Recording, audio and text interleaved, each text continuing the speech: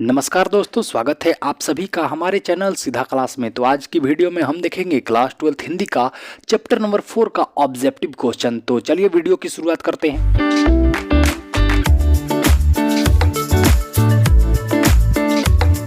पहला हमारा क्वेश्चन बोलता है कि रामधारी सिंह दिनकर की रचना कौन सी है।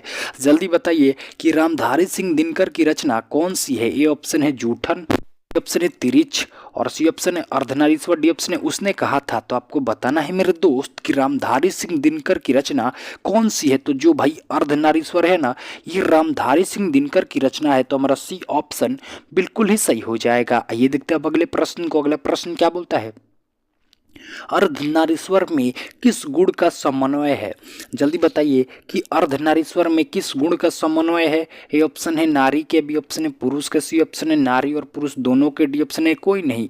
तो आपको बताना है मेरे दोस्त कि अर्धनारीश्वर में किस गुण का समन्वय है। तो अर्धनारीश्वर में भैया नारी और पुरुष दोनों के गुण का समन्वय है। तो हमारा सी ऑप्शन बिल्कुल ही सही हो जाएगा। आइए देखते हैं अब अगले प्रश्न को। अगला प्रश्न क्या बोलता है, अर्धनारीश्वर पाठ के लेखक कौन है। जल्दी बताइए कि अर्धनारीश्वर पाठ के लेखक कौन है। ए ऑप्शन है नामवर सिंह, बी ऑप्शन है हजारी प्रसाद द्विवेदी, सी ऑप्शन है रामधारी सिंह दिनकर, डी ऑप्शन है रामचंद्र शुक्ल। तो आपको बताना है मेरे दोस्त कि अर्धनारीश्वर पाठ के लेखक कौन है। तो अर्धनारीश्वर पाठ के लेखक जो हैं वो हैं रामधारी सिंह दिनकर। तो हमारा सी ऑप्शन बिल्कुल ही सही हो जाएगा। आइए देखते हैं अगले प्रश्न को। अगला प्रश्न क्या बोलता है, दिनकर जी का जन्म बिहार के कौन से जिले में हुआ था। जल्दी बताइए कि दिनकर जी का जन्म बिहार के कौन से जिले में हुआ था। ये ऑप्शन है भैया बेगूसराय, बी ऑप्शन है पटना, सी ऑप्शन है समस्तीपुर, डी ऑप्शन है भोजपुर। तो आपको बताना है कि दिनकर जी का जन्म बिहार के किस जिले में हुआ था। तो दिनकर जी का जन्म बिहार के बेगूसराय जिले में हुआ था। तो हमारा ये ऑप्शन बिल्कुल ही सही हो जाएगा। आइए देखते हैं अगले प्रश्न को। अगला प्रश्न क्या बोलता है, दिनकर जी के अनुसार पति विचार है तो पत्नी क्या है। जल्दी बताइए कि दिनकर जी के अनुसार अगर पति विचार है तो पत्नी क्या है। ए ऑप्शन है बुद्धि, बी ऑप्शन है भावना, सी ऑप्शन है समझ, डी ऑप्शन है इनमें से कोई नहीं। तो आपको बताना है मेरे दोस्त कि दिनकर जी के अनुसार पति विचार है तो पत्नी क्या है। तो दिनकर जी के अनुसार अगर पति विचार है तो पत्नी भावना है। तो हमारा बी ऑप्शन बिल्कुल ही सही हो जाएगा। आइए देखते हैं अगले प्रश्न को। अगला प्रश्न क्या बोलता है, अर्धनारीश्वर पाठ किस पाठ की विधा है। जल्दी बताइए जो अर्धनारीश्वर पाठ है वो क्या है। ए ऑप्शन है निबंध, बी ऑप्शन है एकांकी, सी ऑप्शन है भाषण, डी ऑप्शन है कहानी। तो आपको बताना है मेरे दोस्त कि अर्धनारीश्वर पाठ किस विधा की रचना है। तो जो अर्धनारीश्वर पाठ है ना वो एक एकांकी है। तो हमारा बी ऑप्शन बिल्कुल ही सही हो जाएगा। आइए देखते हैं अगले प्रश्न को। अगला प्रश्न क्या बोलता है, निम्नलिखित में कौन सी रचना दिनकर जी की नहीं है। अब आपको इसमें बताना है कि कौन सी रचना दिनकर जी की नहीं है। तो ये ऑप्शन है उर्वशी, बी ऑप्शन है रश्मिरथी, सी ऑप्शन है कुरुक्षेत्र, डी ऑप्शन है जूठन।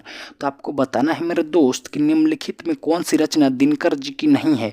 तो जो भैया जूठन है ना, ये दिनकर जी की रचना नहीं है। बाकी जो उर्वशी, रश्मिरथी और कुरुक्षेत्र है ये दिनकर जी की रचना है। तो हमारा जो डी ऑप्शन होगा वो बिल्कुल ही सही हो जाएगा। आइए देखते हैं अब अगले प्रश्न को। अगला प्रश्न क्या बोलता है, अर्धनारीश्वर काल्पित रूप है।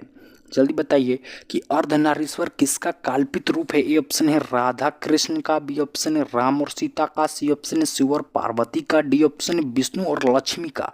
ये भाई आपके परीक्षा 2024 में पूछा गया प्रश्न है कि अर्धनारीश्वर काल्पित रूप है।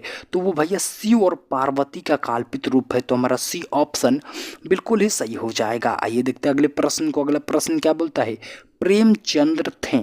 जल्दी बताइए कि प्रेमचंद्र क्या थे। ए ऑप्शन है धर्मगुरु, बी ऑप्शन है संगीतकार, सी ऑप्शन है कथाकार, डी ऑप्शन है गीतकार।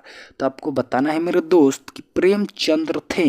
तो प्रेमचंद्र एक कथाकार थे। तो हमारा सी ऑप्शन बिल्कुल ही सही हो जाएगा। आइए देखते हैं अगले प्रश्न को। अगला प्रश्न क्या बोलता है, दिनकर जी का जन्म कब हुआ था। मोस्ट इंपॉर्टेंट क्वेश्चन भाई, आपको बताना है कि रामधारी सिंह दिनकर का जन्म कब हुआ था। ए ऑप्शन है 23 सितंबर 1908 को, बी ऑप्शन है 25 सितंबर 1912 को, सी ऑप्शन है 25 सितंबर 1911 को, डी ऑप्शन है 25 सितंबर 1913 को।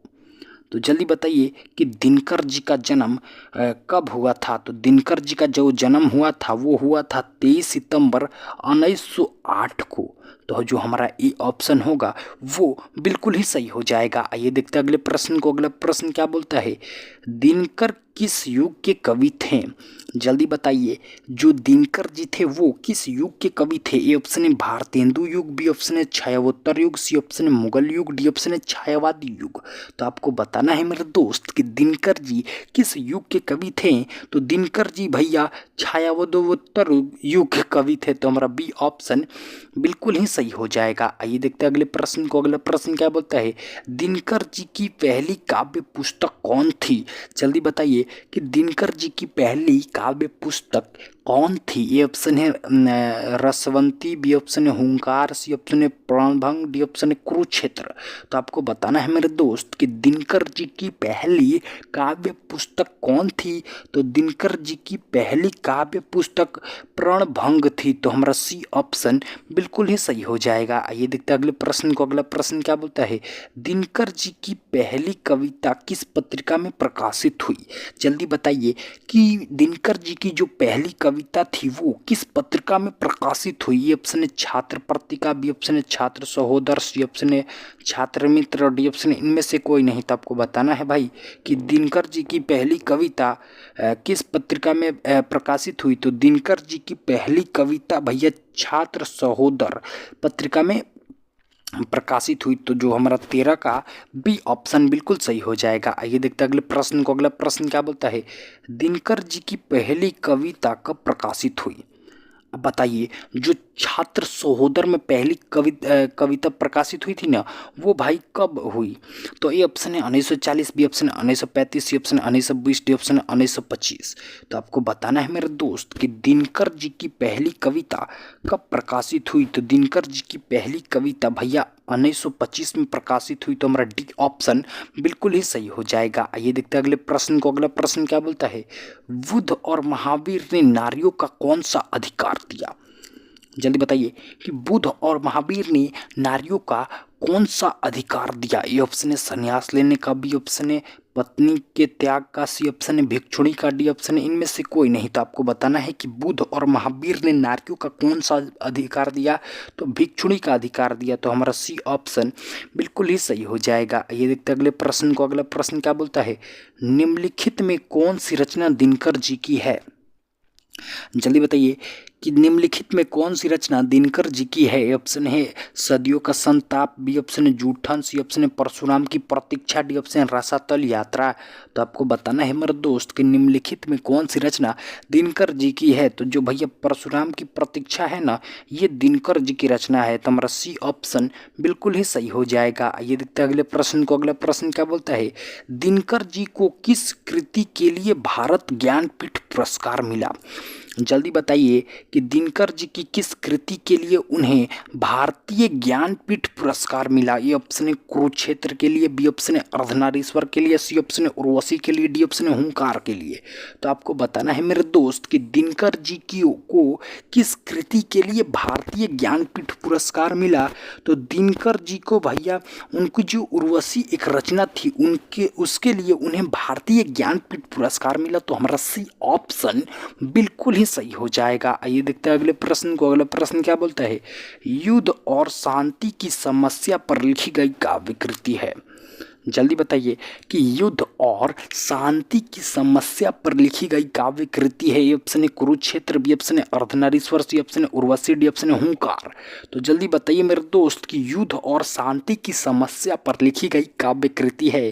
तो युद्ध और शांति की समस्या पर लिखी गई काव्य कृति का नाम है कुरुक्षेत्र।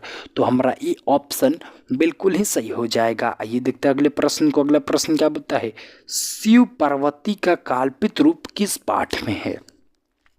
जल्दी बताइए मेरे दोस्त कि शिव पार्वती का कल्पित रूप किस पाठ में है? ए ऑप्शन है बातचीत, बी ऑप्शन है जूठन, सी ऑप्शन है अर्धनारीश्वर, डी ऑप्शन है उसने कहा था। तो आपको बताना है मेरे दोस्त कि शिव पार्वती का कल्पित रूप किस पाठ में है? तो शिव पार्वती का कल्पित रूप अर्धनारीश्वर पाठ में है। तो हमारा सी ऑप्शन बिल्कुल ही सही हो जाएगा। इसी के साथ अर्धनारीश्वर पाठ मतलब क्लास 12 हिंदी चैप्टर 4 का सारा वीवीआई ऑब्जेक्टिव क्वेश्चन होता है समाप्त। इससे बाहर आपकी परीक्षा में इस चैप्टर से नहीं आएगा। और तो अगली वीडियो में हम चैप्टर नंबर 5 का ऑब्जेक्टिव देखेंगे। और अगर आपने अभी तक हमारे ऑब्जेक्टिव सीरीज को फॉलो नहीं कर रखा है तो जरूर अब से फॉलो कीजिए। फॉलो करने के लिए क्या करना पड़ेगा? हमारे चैनल को सब्सक्राइब करना पड़ेगा, उसका जो घंटी है उसको ऑल पे सेलेक्ट करना पड़ेगा, क्योंकि हम पहले तो ऑब्जेक्टिव कराएंगे सारा चैप्टरों का, उसके बाद कराएंगे सब्जेक्टिव। तो डू सब्सक्राइब, सीधा क्लास।